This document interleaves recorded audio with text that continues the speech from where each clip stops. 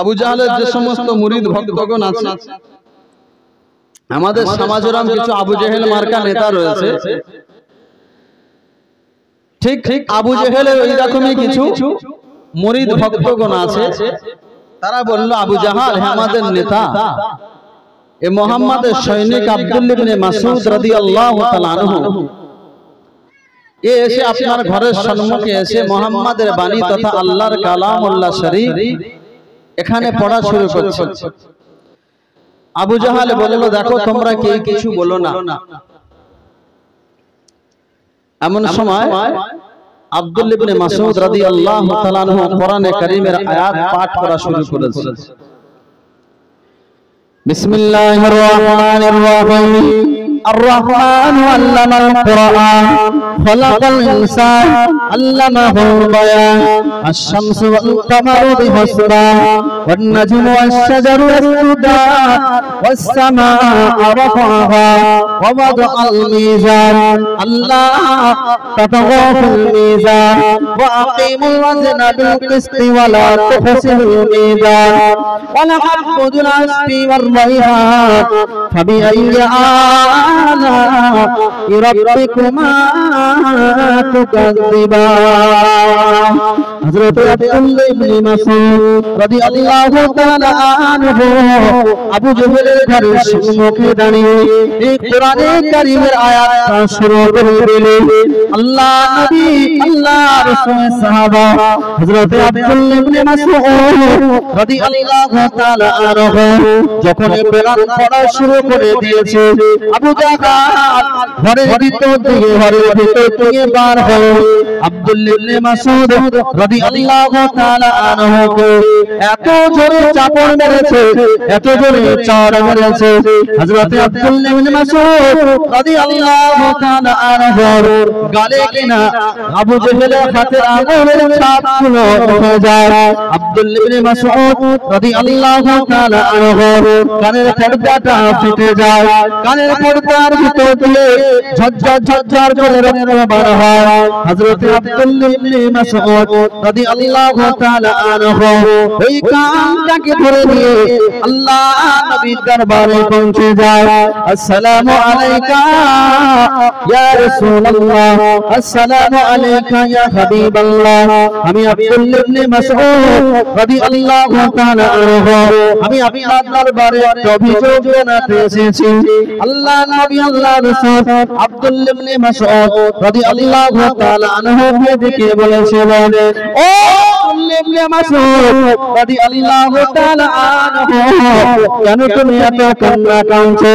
কিভাবে এত কান্না কাঁদছো? তুমি বা কেন কানটা ধরে দাঁড়িয়ে আছো? ও আব্দুল্লাহ ইবনে মাসউদ, তোমার কি অভিযোগ আছে? আমি রাসূলুল্লাহ, আমাকে তুমি জানাতে পারো। কি মানলেন? আবু জাহাল আব্দুল্লাহ ইবনে মাসউদ কানের পর্দাটা ফাটিয়ে দিলেন। রাসূলুল্লাহর দরবারে আব্দুল্লাহ ইবনে মাসউদ রাদিয়াল্লাহু তাআলা আনহু গিয়ে রাসূলের সম্মুখে দাঁড়িয়ে গেলেন। ইয়া রাসূলুল্লাহ, হাবিবাল্লাহ, আমি আব্দুল্লাহ ইবনে মাসউদ আমি যখন আবু জাহলের ঘরের সম্মুখে দাঁড়িয়ে আল্লাহ পাকের কালামুল্লাহ শরীফ আমি যখন পড়তেছিলাম, আবু জাহাল আমাকে ঘরের ভিতর থেকে এসে এত করে আমি আব্দুল্লাহ ইবনে মাসউদ আমাকে কানে মেরেছে। এই কানটা এত জোরে মারার কারণে কানের পর্দাটা ফেটে গেছে। এমন সময় আবু জাহালের মারার কারণে আব্দুল্লাহ ইবনে মাসউদের কানের পর্দাটা ফেটে গেল। আবু জেহেল এত জোরে আব্দুল্লাহ ইবনে মাসউদকে মেরেছে, কানের পর্দাটা ফেটে ঝরঝর করে রক্ত ঝরছে। আমার নবী আব্দুল্লাহ ইবনে মাসউদের কথাগুলো শুনে হঠাৎ করে কাঁদতে লেগেছে।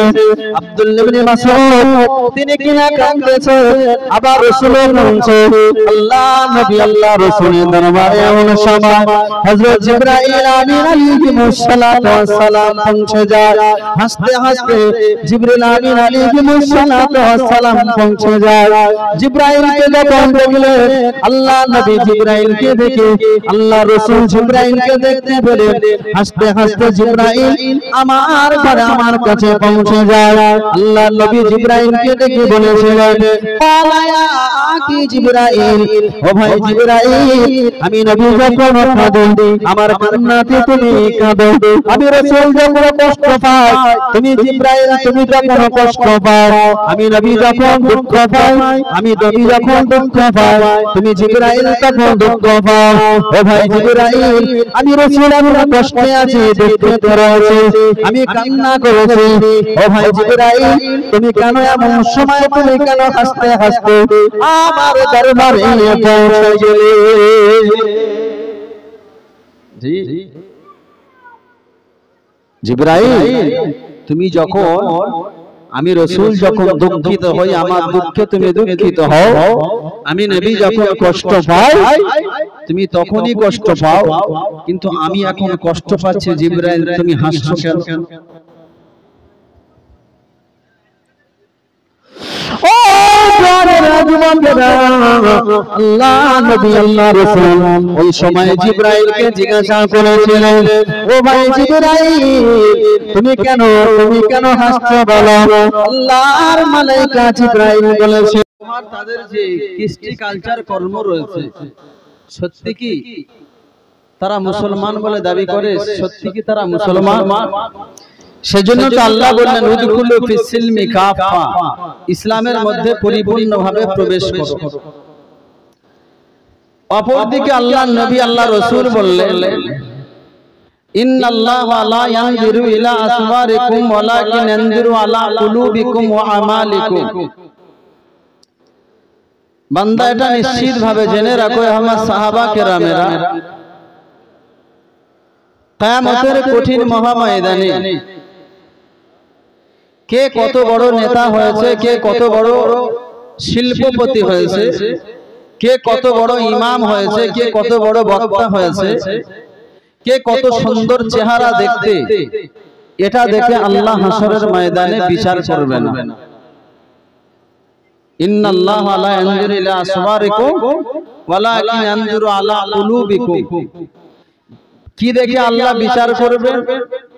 বান্দার স্বচ্ছ আমল দেখবে আর পরিষ্কার অন্তরটা দেখবে। কি আমল? স্বচ্ছ আমল এবং পরিষ্কার অন্তরটা দেখবে। বান্দার অন্তরের ভিতরে কি আছে, বান্দার অন্তরটা ভালো আছে কিনা সেটা দেখে আল্লাহ কিয়ামতের কঠিন ময়দানে, কঠিন মাহশারের ময়দানে বিচার বিশ্লেষণ করবে। সে যত বড় নেতা হোক আর যত বড় বক্তা হোক, যত বড় ইমাম হোক, যত বড় পীরজাদা পীর সাহেব হোক না কেন, তার কিছু দেখে বিচার করা হবে না, অন্তর এবং আমল দেখে বিচার করা হবে। আমি গ্রামের সন্তান, আমি গ্রামে ঘুরি, আমার উচিত কি, আমার কর্তব্য কি, আমার দায়িত্বটা কি?